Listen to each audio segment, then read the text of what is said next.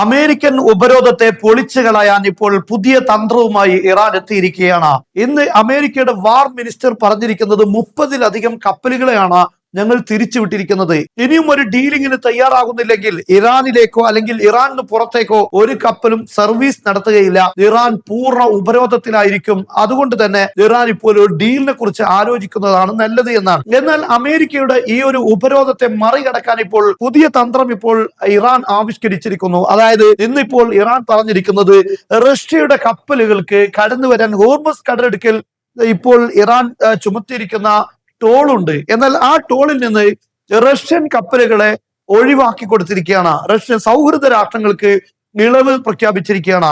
ഇതിലൂടെ സംഭവിക്കാൻ പോകുന്നത് റഷ്യൻ കപ്പലുകൾ ഹോർമുസ് കടലിടുക്കിലൂടെ ഇറാനിന്റെ പോർട്ടിലേക്ക് കടന്നു വരാൻ ശ്രമിക്കും. അവിടെ അമേരിക്കക്ക് തടയാൻ പറ്റുമോ ഇല്ലയോ എന്നതാണ് ഇവിടെ പ്രധാനപ്പെട്ട ചോദ്യം. മറ്റൊരു പ്രധാനപ്പെട്ട കാര്യം, റഷ്യയുടെ മാത്രമല്ല ഇറാന്റെ ആവശ്യങ്ങൾ നിർവഹിക്കാനും ഒരുപക്ഷെ റഷ്യയുടെ പതാകയുള്ള കപ്പലുകൾ മുന്നോട്ട് വരികയാണെങ്കിൽ, അതായത് ഇറാനിൽ നിന്ന് എക്സ്പോർട്ട് ചെയ്യാനുള്ളതും ഇറാനിലേക്ക് ഇമ്പോർട്ട് ചെയ്യാനുള്ള എല്ലാ സർവീസുകളും റഷ്യയുടെ കപ്പലുകൾ ഏറ്റെടുത്ത് ചെയ്യുകയാണെങ്കിൽ അമേരിക്ക എന്ത് ചെയ്യും എന്നത് പ്രധാനപ്പെട്ട കാര്യമാണ്. റഷ്യയുടെ കപ്പലുകൾ തടയുമോ? ഇനി ഈ റഷ്യയുടെ കപ്പലുകൾക്ക് ഇളവ് പ്രഖ്യാപിച്ചതുപോലെ ചൈനയുടെ കപ്പലുകൾക്കും ഇളവ് പ്രഖ്യാപിച്ചാൽ അവിടെ യഥാർത്ഥത്തിൽ അമേരിക്കയുടെ ഉപരോധം പൊളിയും. അതല്ല എങ്കിൽ റഷ്യയും ചൈനയുമായി നേരിട്ടുള്ള ഒരു സംഘട്ടനത്തിലേക്ക് അമേരിക്ക കടന്നു വരേണ്ടി വരും.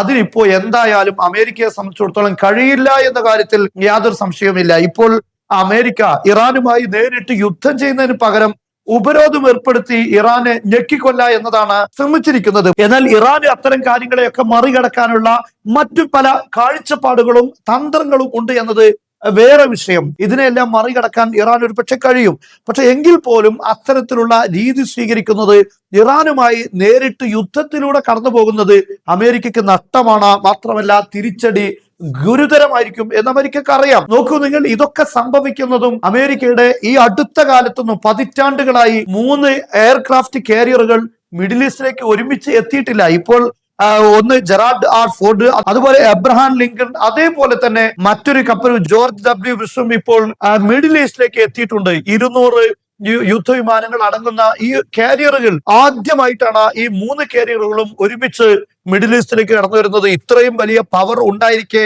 എന്നിട്ടും ഇറാനുമായി ഏറ്റുമുട്ടാൻ പ്രതിസന്ധി ഉണ്ട് എന്ന് പറയുമ്പോൾ, ഇറാനെ ഒതുക്കാൻ മറ്റു വഴികൾ കണ്ടെത്തുമ്പോൾ അത് ഇറാന്റെ ശക്തി എന്താണ് എന്ന് അതിലൂടെ നമുക്ക് മനസ്സിലാക്കി തരുന്നുണ്ട്. അതേ സമയത്ത് ഇറാനെ ഒതുക്കാൻ അമേരിക്ക ഇത്തരം വഴി സ്വീകരിക്കുമ്പോൾ ആ വഴിയെ തടസ്സം ചെയ്യാനുള്ള പുതിയ നീക്കമാണ് ഇപ്പോൾ ഇറാൻ ചെയ്യുന്നത്. റഷ്യയുടെയും ചൈനയുടെയും കപ്പലുകൾ ഉപയോഗിച്ച് ഈ സർവീസുകൾ, ഇമ്പോർട്ട് എക്സ്പോർട്ട് സർവീസുകൾ നടത്താൻ തീരുമാനിക്കുകയാണെങ്കിൽ, അതിന് റഷ്യയും ചൈനയും മുന്നോട്ട് വരികയാണെങ്കിൽ തീർച്ചയായും അമേരിക്കയുടെ ഈ ഉപരോധം പൊട്ടിപ്പോകുമെന്ന് സംശയമില്ല.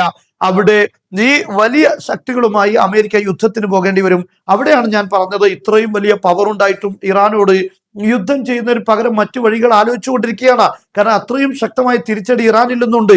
എന്നാൽ ഈ ഘട്ടത്തിൽ ചൈനയും റഷ്യയുമായി അമേരിക്ക യുദ്ധത്തിലേക്ക് പോകുന്ന സാഹചര്യം അത് അതിലേറെ ഗുരുതരമായിരിക്കും. പ്രതിരോധ സംവിധാനങ്ങൾ ഇപ്പോൾ നിലവിൽ വളരെ അമേരിക്കയുടെ കയ്യിൽ വളരെ കുറവായി മാറിയിട്ടുണ്ട് എന്ന് മനസ്സിലാക്കിയ ഈ ഘട്ടത്തിൽ അത്തരം ഒരു നീക്കം അമേരിക്കക്ക് ആത്മഹത്യാപരമായിരിക്കും. അതുകൊണ്ട് തന്നെ ഇറാൻ ഇപ്പോൾ ഒരു പുതിയ തന്ത്രമാണ് അമേരിക്കക്ക് മുന്നിൽ വെച്ചിരിക്കുന്നത്.